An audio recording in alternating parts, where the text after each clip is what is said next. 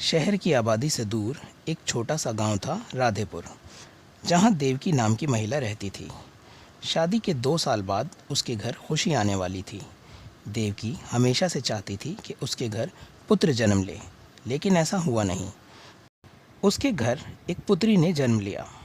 देवकी को थोड़ा बुरा तो लगा, लेकिन उसने बेटी को स्वीकार कर लिया और उसका नाम रखा सुमन।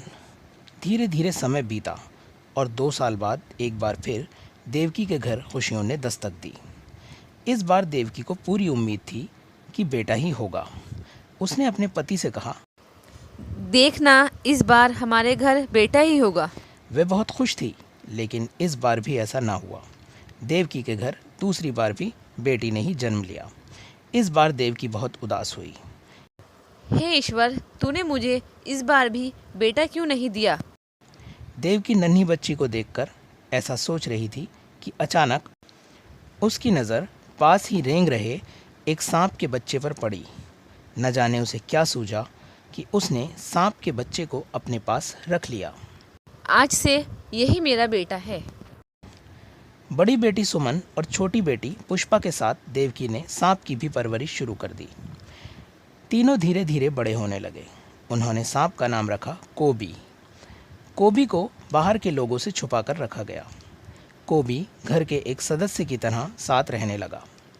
वह सुमन और पुष्पा के साथ खेलता, खाता पीता और उठता बैठता था।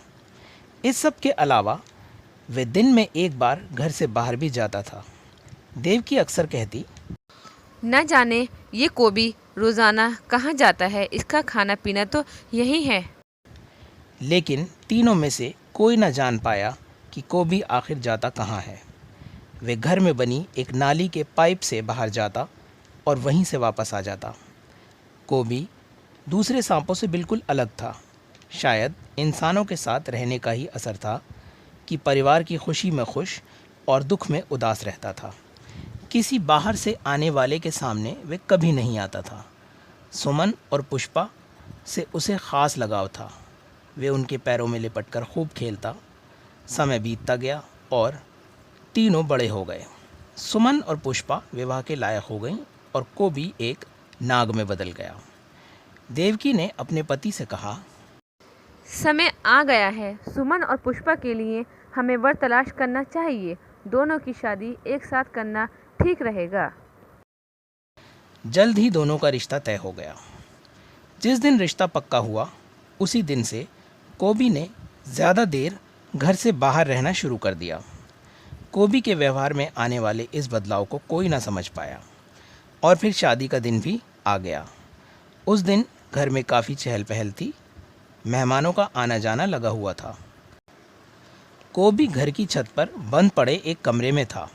दोपहर के समय देवकी ऊपर वाले कमरे में पहुंची। उसे पता था कि मेहमानों के आने पर कोबी वहीं रहता है। देवकी कोबी से बोली, सारे मेहमान आ चुके हैं, तू यहाँ अकेला बैठा है? अरे आज तेरी बहनों की शादी है, कम से कम उनके लिए कोई तोहफा तो ला। देवकी ने मजाक में ऐसा कहा और कहकर चली गई। उसके बाद कोबी भी घर से चला गया। शाम हुई, शादी की सारी रस्में पूरी हुई। दुल्हन बनी सुमन और पुष्पा ने माँ से पूछा, कोबी कहाँ है? लेकिन कोबी का कहीं कुछ पता न था। दोनों बहनें विदा हो गईं, लेकिन कोबी वापस न लौटा। पूरी रात देवकी कोबी के लिए परेशान रही। अगले दिन सुबह घर की उस नाली का पाइप जाम हो गया जहाँ से कोबी आता जाता था। पानी भर जाने पर जब पाइप की सफाई करी गई तो उसमें कोबी का बेजान शरीर पाया गया।